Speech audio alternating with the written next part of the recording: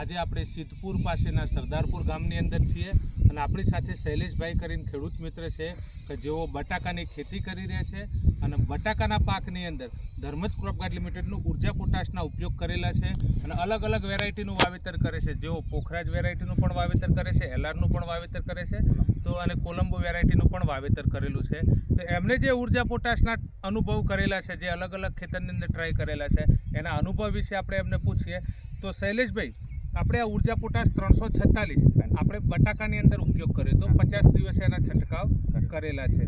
તો અલગ અલગ વેરાયટીમાં આપણે એના જે અનુભવ કરેલા છે એના વિશે આપ મને જરાક માહિતી આપશો કે આપણે જે આગળ બટાકાનું હાર્વેસ્ટ કર્યું છે, કચિયારા વેરાયટીની અંદર આપણે પોખરાજનું હાર્વેસ્ટ કર્યું હતું, તો શું ફાયદા આપણને જોવા મળે આ ખાતરના કારણે? જે પોખરાજમાં અમે હાર્વેસ્ટ કરેલું છે એનું ઉત્પાદન અમને વીઘા 400 મળેલું છે, વત્તા એમાં સાઇઝ અને ક્વોલિટી એકદમ શાઇનિંગવાળી બહુ સારી આવે, બરાબર.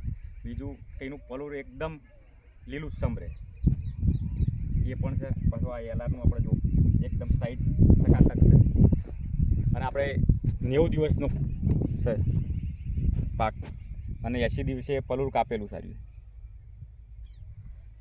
એટલે કે આપણે જે બટાકાની અંદર છે પોખરાજનું વાવેતર કર્યું હતું, 80 દિવસે આપણે એનું હાર્વેસ્ટ કર્યું હતું અને એની અંદર આપણે વીઘે 400 મણનું પ્રોડક્શન આવ્યું. એમાં ઝીણનો પ્રશ્ન કેવો હતો? ના, કોઈ ઝીણ નહીં, વધારે ઝીણ નથી અને શાઇનિંગ અને ક્વોલિટી આપનું જોવા મળી. બીજો ઉર્જા પોટાશનો છંટકાવ કરવાથી એક ફાયદો તમે જે કીધું કે જે એનો છોડ છે એ છેલ્લે સુધી લીલોછમ રહે છે.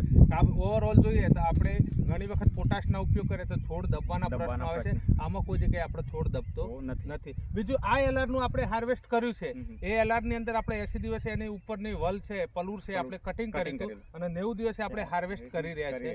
તો એની સાઈઝમાં કેવું લાગે છે? નહીં, સાઈઝ તો એકદમ ટકાટક છે, સાઈઝ પણ સારી છે, માલ પણ સારો નીકળશે અને 45 નેચરની કોઈ લગભગ સાઈઝ નીકળતી નહીં, એકદમ નોર્મલ કહેવાય. પણ જો પરિપક્વ દાણાઓના પૂરેપૂરા લેવરા તો સાઈઝ એકદમ હજી વધારે થવાનું. તો ટૂંકમાં શૈલેષભાઈનું જે મંતવ્ય છે કે ઉર્જા પોટાશ વાપરવાથી પૂર્ણ દિવસ સુધી પાક ઉભો રહે તો હજી પણ સાઈઝમાં વધારો થાય અને અત્યારે 90 દિવસે એમનું હાર્વેસ્ટ થાય છે તો એની અંદર એમને ઝીણનો પ્રશ્ન જે આવવો જોઈએ આવતો નથી અને સાઈઝ સારામાં સારી આપણને જોવા મળે છે, એની શાઇનિંગ ક્વોલિટી આપણને જોવા મળે છે. તો આ જે ઉર્જા પોટાશ તમે ઉપયોગ કર્યો, બીજું તમારો એક અનુભવ હતો કે જ્યાં આપણે 2 લાઈનો છોડી હતી પોખરાજની અંદર એમાં અને જ્યાં વાપર્યું હતું એમાં શું ફરક? એમાં સાહેબ ખૂબ બધો મોટો ફરક હતો. જે 2 લાઈનો અમે છોડી હતી એટલે બે 4 પાટલા કહેવાય, બરોબર. એના બાજુમાં લીધું તો એકદમ સુપર મોટી સાઈઝ નીકળી હતી પોખરાજની અંદર અને જે પેલી નથી સ્પ્રે નહોતો મારેલો આપણે ઉર્જા પોટાશનો, એમાં તો સાઈઝ ઘણી બધી ડિફરન્ટ સાઈઝ. પછી એના હિસાબે અમે બધું કોલંબામાં પણ વાપર્યું છે ઉર્જા પોટાશ અને એલઆરમાં પણ આપણે વાપરેલું છે, બરાબર. એટલે વાપરવા લાયક છે, વસ્તુ સારી છે.